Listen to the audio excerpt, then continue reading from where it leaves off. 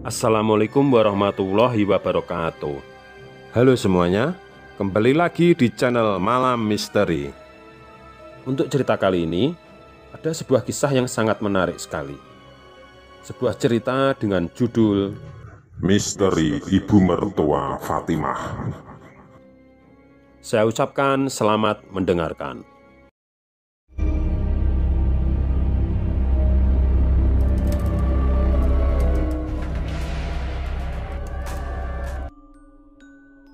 Bu, aku mau pulang ke Indonesia besok.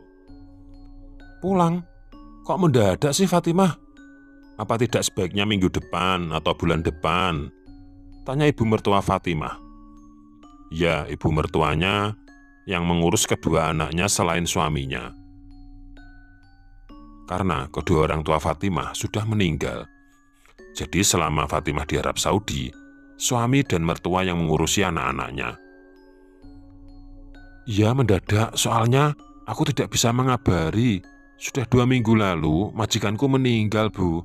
Aku mau pulang saja karena kangen sama anak-anak, jawab Fatimah di telepon. Kamu belum menghubungi Hasan suamimu? Tanya ibu mertuaku. Belum, Bu. Kang Hasan susah sekali dihubungi. Memangnya ibu tidak mengikuti berita ya? Kan berita meninggalnya majikanku ada di media-media sosial Indonesia. Ibu nggak tahu, kata ibu mertuaku. Waduh, berarti ibu tidak tahu ya kalau aku mendapat warisan 2 miliar dari majikanku. Mengenai hal itu, aku juga kurang tahu, Fatimah. Ya sudah, kamu pulang saja. Nanti ibu akan menyambut kedatanganmu dengan meriah, katanya. Baik, Bu, jawab Fatimah sambil menutup telepon.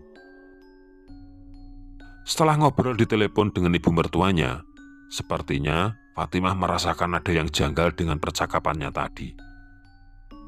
Ibu mertuanya melarangnya jangan pulang dulu.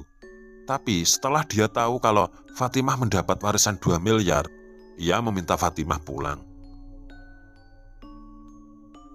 Sepertinya ada yang tidak beres, batin Fatimah dalam hatinya. Fatimah sudah siap menuju bandara. Banyak kenangan di negara ini, dimulai saat dia menjadi asisten rumah tangga di rumah salah satu dokter yang terkenal di Arab Saudi. Dokter ini sudah tua renta, tapi tidak mempunyai anak istri. Jadi, Fatimah sudah dianggap sebagai putrinya sendiri. Karena penyakit tuanya, sang dokter meninggal dunia. Fatimah meminta tolong kerabat jauhnya untuk mengurus pemakamannya.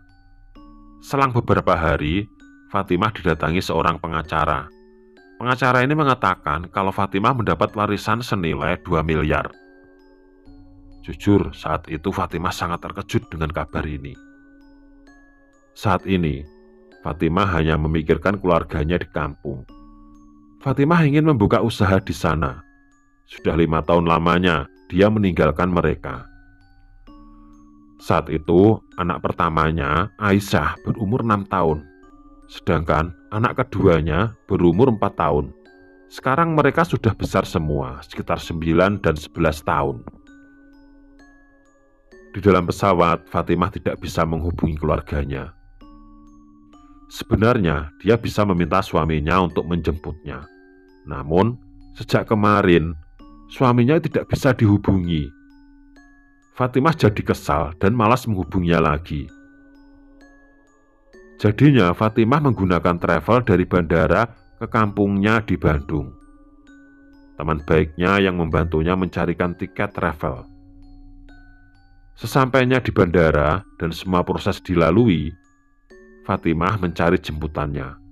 Lalu ia pun melakukan perjalanan setelah beberapa orang naik juga di travel yang dia tumpangi. Selamat datang, Neng, ucap Hasan. Iya, Kang, aku kangen. Hasan langsung memeluk Fatimah erat-erat. Namun saat memeluknya, Fatimah mencium parfum wanita. Tidak mungkin Hasan pakai parfum selembut ini. Beberapa saat kemudian, kedua anaknya menghampiri mereka. Ayah, ibu, jangan lama-lama pelukannya. Aisyah sama Safa juga pengen dipeluk, kata mereka. Fatimah pun menghampiri mereka dan melebarkan tangannya. Dipeluknya kedua anaknya sambil berjongkok. Aisyah di sebelah kanan dan Safa di sebelah kiri. Mereka menangis haru saat itu. Fatimah melihat gurat kesedihan di mata kedua anaknya. Namun, Fatimah tidak sempat bertanya karena keburu disuruh masuk oleh ibu mertuanya. Ayo masuk saja Fatimah, kamu pasti capek. Makan dulu ya, ajaknya sembari menyeret lengan Fatimah. Anak-anak dan suaminya mengikuti dari belakang. Selamat ya Fatimah, kamu sekarang jadi orang paling kaya di kampung ini, kata Bule Ika, adiknya ibu mertuanya Fatimah saat dia ke dapur.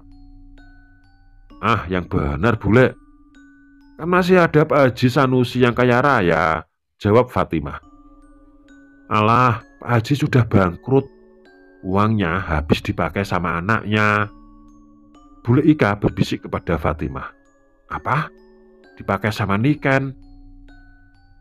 Karena yang Fatimah tahu, anaknya Pak Haji cuma Niken, teman baiknya yang memesankan travel untuknya. Namun, Niken belum terlihat sampai saat ini.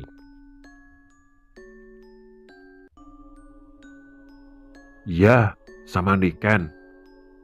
Sebenarnya, dengar-dengar, Niken itu dimanfaatkan sama seseorang, tapi belum tahu siapa yang memanfaatkan dia. Niken sendiri tidak pernah bicara sama keluarganya, ucap Bule Ika. Oh begitu ya Bule. Tapi Bule curiga dengan seseorang. Siapa Bule? Tiba-tiba Hasan datang. Ia langsung membawa Fatimah ke dalam sebelum Bule Ika bilang sesuatu kepadanya. Dalam hati Fatimah, dia bertekad kalau dia harus mengorek keterangan dari Bule Ika. Siapa tahu Bule Ika punya banyak informasi tentang keadaan di sini, terutama informasi tentang ibu mertua dan suaminya. Karena sejak pertama kali menelepon sampai sekarang, Fatimah merasakan banyak hal yang janggal. Sudah sebulan lamanya, Fatimah tinggal di tanah air. Selama itu Fatimah dari hari ke hari merasakan semakin banyak hal ganjil dan tidak beres dalam kehidupannya sehari-hari. Mulai dari perilaku mertuanya, suaminya, bahkan orang-orang di sekitarnya, sepertinya menyimpan sebuah rahasia. Hampir setiap malam Hasan keluar dan pulangnya pagi. Jika ditanya kemana perginya, Hasan selalu beralasan dia sedang membangun sebuah bisnis dengan Karjo. Karjo ini teman sekolahnya Fatimah yang juga menjadi teman baiknya Karjo. Malam itu, sehabis Isya, Fatimah mendengar pintu rumahnya ada yang mengetuk. Setelah pintu dibuka, ternyata Karjo yang sedang mengantarkan bingkisan dari kondangan atau lebih terkenal dengan nasi berkat. Nasi berkat ini diantarkan ke rumahnya Fatimah karena Hasan tidak datang ke acara kendurinya. Fatimah agak kaget juga karena tadi suaminya berangkat pamitnya pergi ke acara kendurinya Karjo. Karjo pun sempat bingung. Dia tidak tahu kemana perginya Hasan. Akhirnya Karjo pun pamit pulang. Namun sebelum pamit pulang, tiba-tiba Fatimah meminta Karjo agar duduk sebentar. Fatimah ingin mengobrol panjang lebar. Di situ Fatimah menanyakan kepada Karjo bisnis apa sebenarnya yang mereka lakukan. Kembali Karjo seperti kebingungan. Dia pun balik bertanya, bisnis apa ya Fat? Perasaan Hasan itu tidak pernah mengajakku berbisnis apapun. Kembali Fatimah terheran-heran.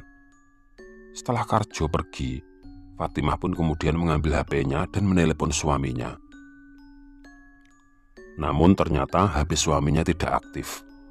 Bahkan sampai keesokan paginya, Hasan belum juga pulang. Pagi itu, Fatimah sedang menyapu di halaman rumahnya. Sayup-sayup, Dia seperti mendengar orang yang sedang bertengkar. Dan sepertinya suara itu berasal dari rumah mertuanya yang tepat berada di samping rumahnya. Dengan rasa penasaran, Fatimah pun pergi ke asal suara itu. Setelah sampai di rumah mertuanya, Fatimah sangat terkejut. Dia melihat mertuanya sepertinya sedang bertengkar dengan adiknya atau bule Ika. Dan yang lebih mengherankan lagi, di situ ada dua anaknya Fatimah, Aisyah dan Safa. Mereka sedang menangis dan dipegangi oleh mertuanya. Bergegas, Fatimah pun langsung memeluk kedua anaknya ini. "Ada apa ini?" tanya Fatimah. Aisyah dan Safa pun langsung berkata, "Aku ingin ikut nenek Ika." "Aku juga," kata Safa. Namun tiba-tiba mertuanya Fatimah membentak, "Tidak boleh, kalian harus di sini." Fatimah jadi agak kaget juga. "Kenapa, Bu? Kenapa tidak boleh ikut bule Ika?" Sejenak mertuanya Fatimah seperti kebingungan. Tanpa sadar, dia berjalan mundur beberapa langkah sambil menggeleng-gelengkan kepalanya. Entah apa arti gelengannya itu. Bule Ika pun kemudian mendatangi Safa dan Aisyah. "Ya sudah, ayo ikut nenek." Bergegas, Safa dan Aisyah langsung mengikuti bule Ika. Begitu juga Fatimah. Dia mengikuti mereka. Sampai di rumahnya bule Ika, Fatimah mulai bertanya banyak hal tentang kejanggalan-kejanggalan selama ini.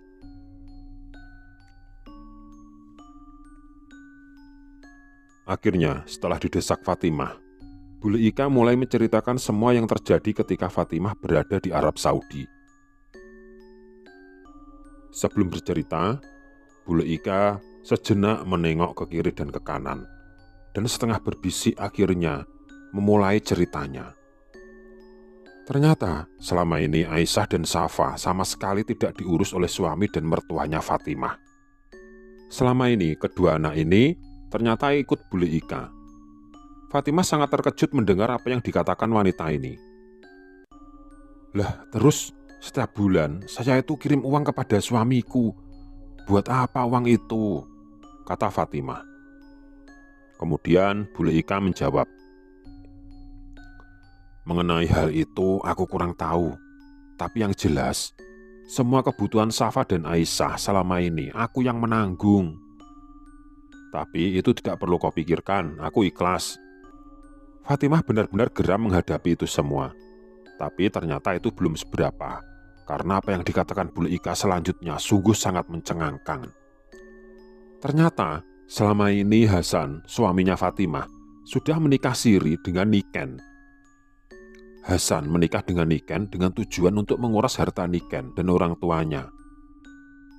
Karena hobi judinya, semua hartanya sudah ludes. Bahkan harta orang tuanya pun juga sudah dihabiskan dan mungkin juga semua uang yang dikirimkan Fatimah juga sudah habis untuk berjudi. Sampai akhirnya Hasan menikah dengan Niken dan dalam waktu yang tidak lama, hartanya Niken dan orang tuanya yang tidak lain, Haji Sanusi, sudah ludes di meja judi.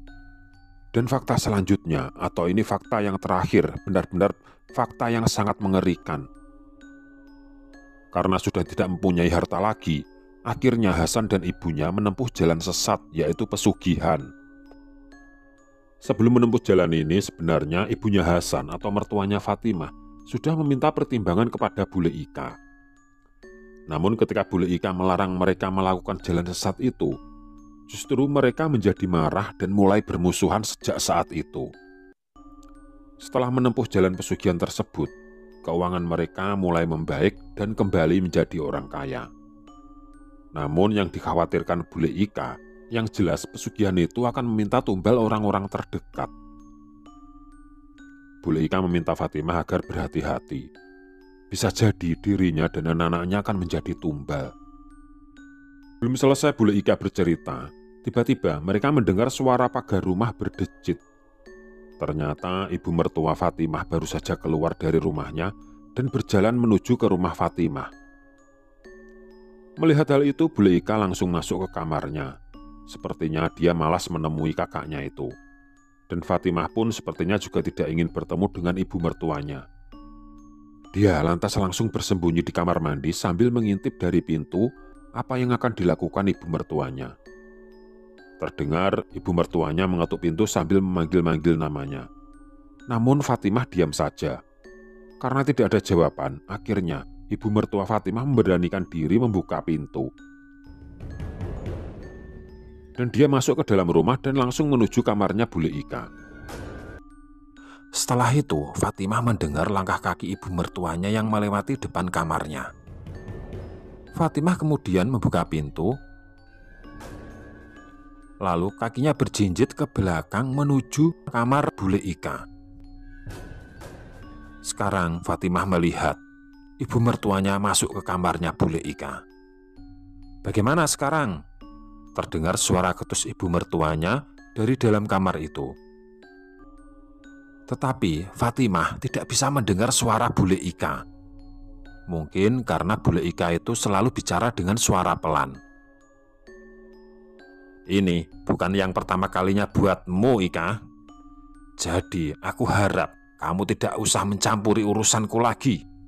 Apalagi memanfaatkan menantuku."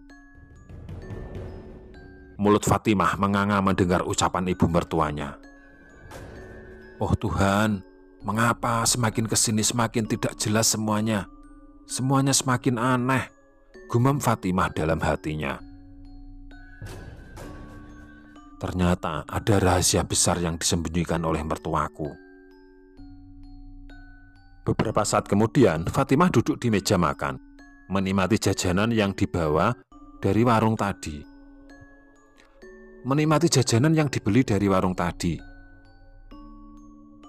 Setelah itu, Fatimah melihat ibu mertuanya keluar dari kamar Bule Ika. Fatimah meneguk air putih dingin di depannya. Sambil menunduk, mata Fatimah terus bergulir dari kiri ke kanan. Dia melihat ibu mertuanya begitu gugup. Fatimah memberanikan diri melirik ibu mertuanya ketika ibu mertuanya sudah membelakanginya. Di situ Fatimah baru sadar kalau di punggung ibu mertuanya itu terdapat banyak sekali bercak-bercak merah seperti bercak darah. Entah darah siapa itu. Setelah sang ibu mertua pergi, Fatimah langsung masuk ke kamarnya Bule Ika. Dan betapa terkejutnya dia ketika mendapati ternyata Bule Ika sudah menjadi mayat. Kondisi tubuhnya benar-benar sangat mengenaskan, penuh dengan luka bekas cakaran dan gigitan, seperti baru saja diserang binatang buas. Fatimah langsung menjerit sejadi-jadinya dan berteriak minta tolong. Semua orang akhirnya berdatangan dan Pak RT pun langsung menghubungi pihak kepolisian. Setelah jenazah Bule Ika diperiksa, menurut hasil otopsi, Bule Ika meninggal karena diserang binatang buas. Sebenarnya Fatimah ingin menerangkan kronologi yang sebenarnya. Namun tiba-tiba dia merasakan ketakutan yang sangat luar biasa. Akhirnya dia memilih untuk diam. Fatimah mulai bisa mengambil kesimpulan. Kemungkinan besar Bule Ika sudah menjadi tumbal dan entah siapa lagi berikutnya.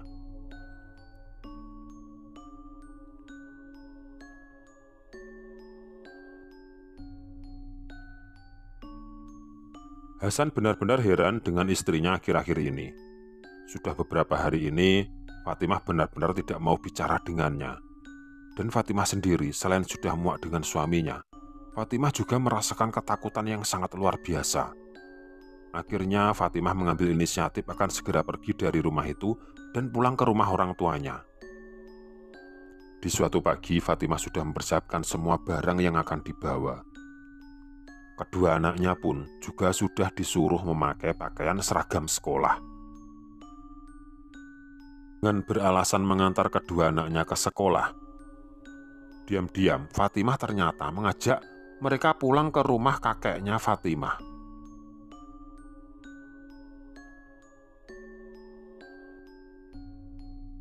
Malam itu Hasan berada di rumah ibunya.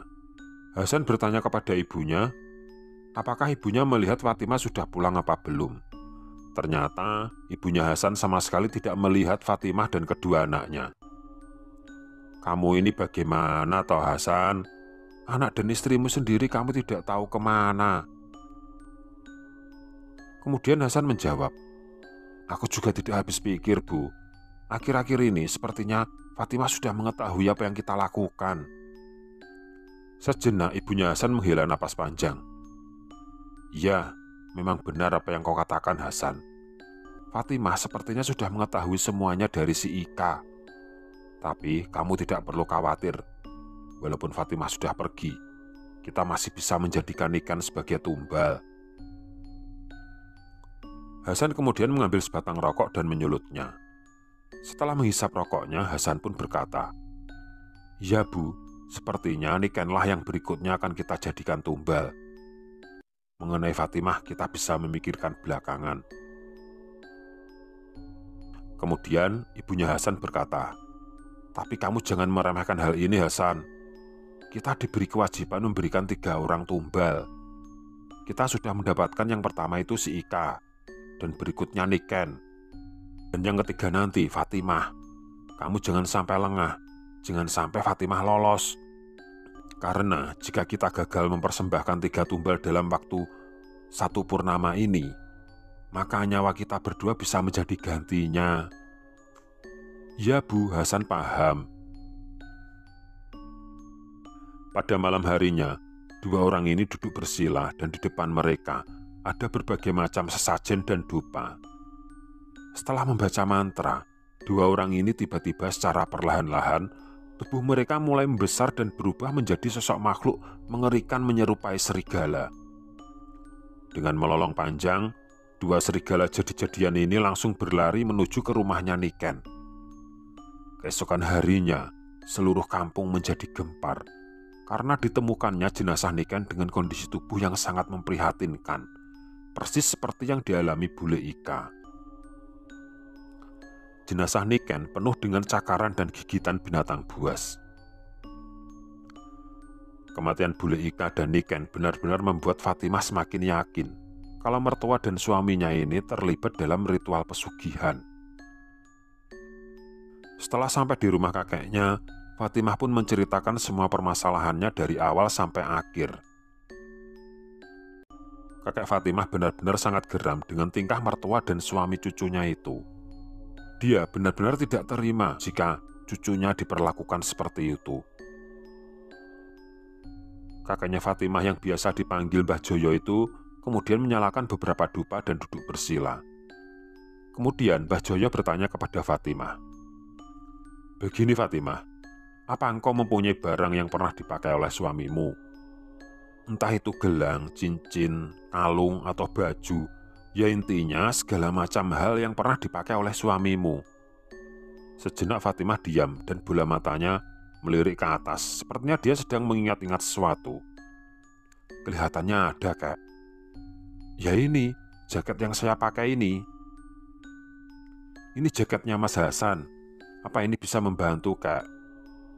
"Oh, baguslah kalau begitu. Cepat lepas jaketmu, biar kakek bisa mencari petunjuk."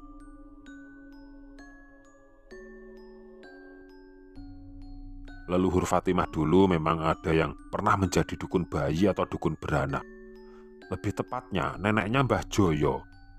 Pada zaman itu, dukun bayi kebanyakan memang dibekali ilmu gaib. Walaupun ilmu gaib mereka itu tidaklah terlalu tinggi, tapi jika ada masalah dalam hal gaib, mereka tahu apa yang harus dilakukan dan mengerti bagaimana caranya menyelesaikan masalah-masalah gaib tersebut. Dan kemampuan akan ilmu gaib ini sepertinya diwarisi oleh Mbah Joyo. Kakeknya Fatimah ini bahkan sering dimintai tolong oleh orang-orang sekitarnya ketika mereka mendapatkan gangguan gaib seperti santet, pelet, dan juga orang-orang kesurupan. Ketika Fatimah baru saja datang, Mbah Joyo langsung bisa menganalisa kalau cucunya ini sedang dalam masalah besar. Dia pun langsung bersemedi dan mencari petunjuk apa sebenarnya penyebab dari masalah ini. Sudah hampir setengah jam lamanya Mbah Joyo bersemedi. Beberapa saat kemudian, Mbah Joyo mengambil nafas panjang dan mulai membuka matanya. Setelah itu beliau berkata, "Aku sudah menelusurinya. Ternyata suami dan mertuamu ini menganut pesugihan serigala kembar. Syarat dari pesugihan ini harus mencari 3 tumbal dari orang-orang terdekat pelaku pesugihan tersebut. Jika aku amati, mereka sudah mendapatkan 2 tumbal, yaitu si Ika yang merupakan adiknya mertuamu, dan Niken yang merupakan istri siri dari suamimu. Walaupun istri siri, tapi itu sudah masuk syarat orang terdekat. Dan yang ketiga ini kemungkinan besar adalah dirimu, Fatimah, karena engkau adalah istri sahnya si Hasan. Mendengar hal itu, Fatimah hanya bisa menunduk. Ketakutan mulai merasuk dalam hatinya. Namun, selain ketakutan, ternyata ada hal yang lebih menyakitkan. Kenyataan kalau suaminya sudah menikah siri dengan Niken merupakan hal yang sangat menyakitkan. Namun, Fatimah benar-benar tidak menyangka kalau ternyata Hasan akan menjadikan dirinya tumbal. Bertubi-tubi kenyataan-kenyataan pahit ini benar-benar membuat batin Fatimah terguncang. Tanpa terasa, air mata Fatimah menetes. Padahal cintanya kepada Hasan sangatlah besar. Namun justru dibalas dengan pengkhianatan. Bahkan nyawanya sendiri akan dikorbankan. Melihat hal itu, sepertinya Mbah Joyo memahami apa yang dirasakan cucunya. Sudahlah Fatimah, berusahalah untuk ikhlas menghadapi semua ini. Aku yakin di balik musibah ini pasti ada hikmahnya. Setidaknya engkau ditunjukkan siapa sebenarnya mertua dan suamimu itu. Kemudian Fatimah berkata, "Lantas apa yang harus aku lakukan, Kek?" Untuk kesekian kalinya Mbah Joyo menarik napas panjang dan kemudian dia berkata, "Untuk menghadapi serigala kembar penjelmaan suami dan mertuamu itu, terus terang ilmuku tidaklah cukup untuk menghadapi mereka. Namun, kamu tidak usah khawatir. Ada banyak cara untuk mengatasi hal ini." "Maksudnya bagaimana, Kak?" tanya Fatimah untuk kesekian kalinya. "Begini Fatimah, dalam pesugihan ini pelaku harus mempersembahkan 3 tumbal dalam waktu 1 purnama atau 1 bulan. Dan mereka sudah mendapatkan 2 tumbal. Namun jika mereka tidak bisa memenuhi 3 tumbal dalam waktu 1 bulan ini terhitung sejak purnama kemarin, maka kemungkinan besar mereka akan menjadi penggantinya. Untuk itu, kita tidak perlu melawan mereka. Yang penting aku bisa menyembunyikanmu seaman mungkin dari pantauan mereka." "Lantas aku harus bersembunyi di mana, Kek?" tanya Fatimah. "Begini Fatimah, segala macam hal pesugihan itu tetap ada kelemahannya, termasuk pesugihan serigala kembar ini. Yang jelas mereka tidak akan bisa memantau tumbalnya jika sang tumbal itu berada di seberang pulau atau sudah menyeberangi lautan. Jadi sebisa mungkin kamu harus pergi dari tempat ini dan menyeberang ke pulau lain sampai purnama mendatang." Sejenak Fatimah seperti agak bingung. "Lantas aku harus pergi kemana, Kak? Apakah kita punya saudara di luar pulau?" tanya Fatimah. "Kamu tidak perlu khawatir Fatimah.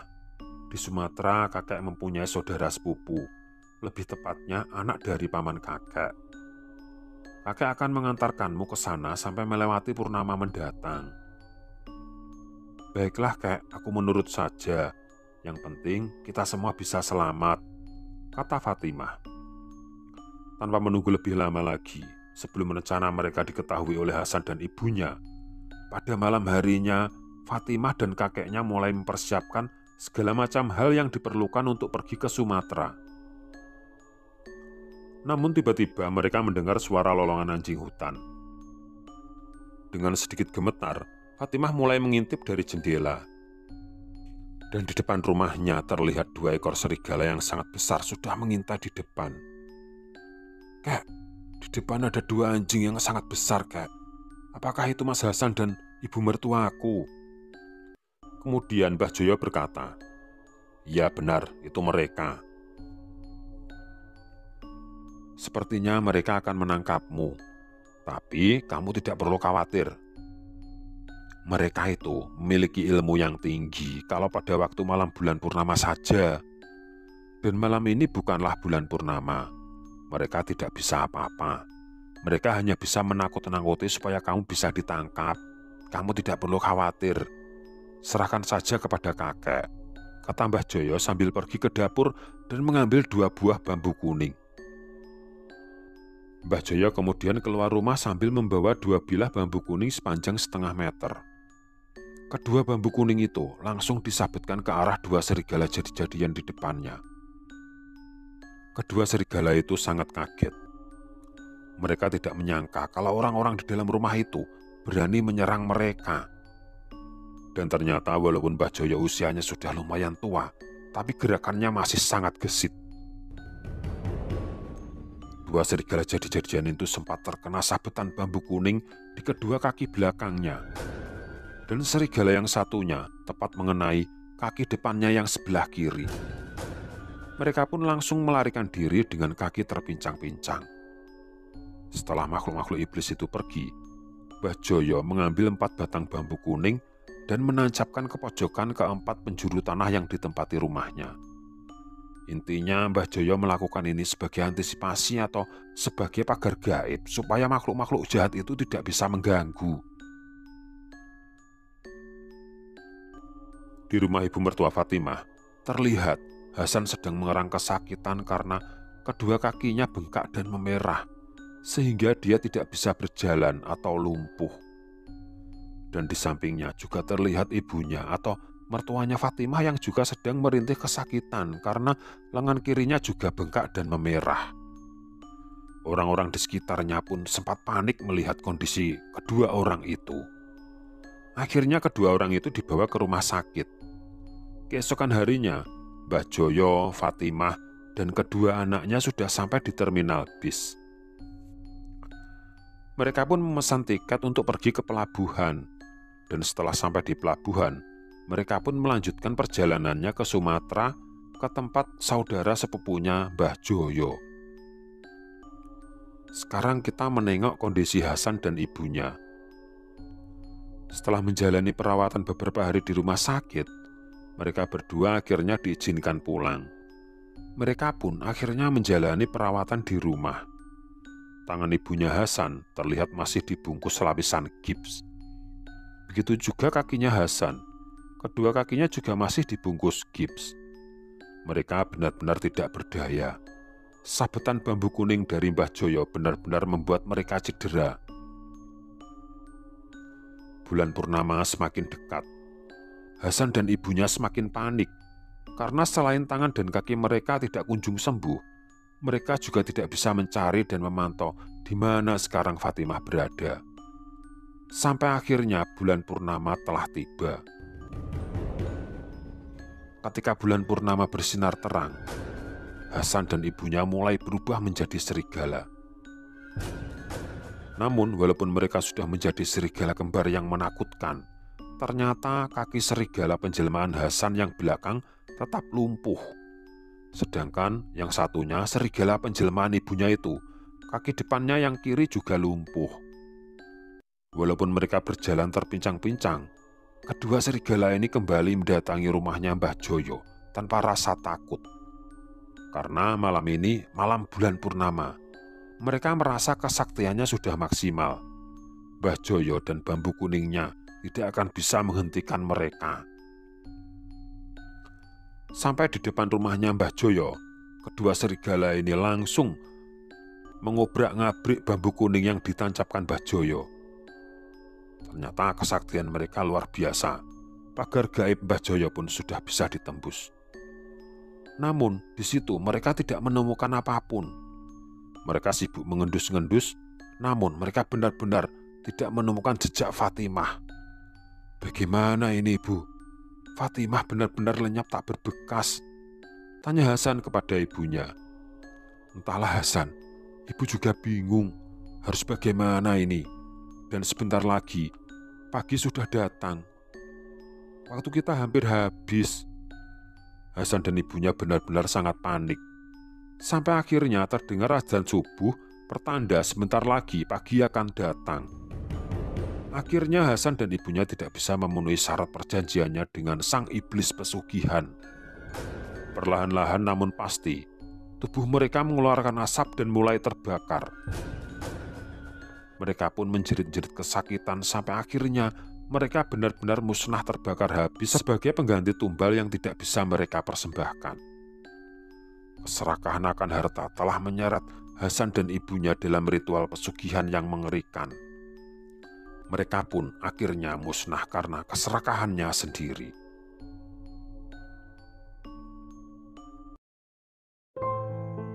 Sekian untuk kisah kali ini. Bagaimana menurut kalian tentang kisah ini?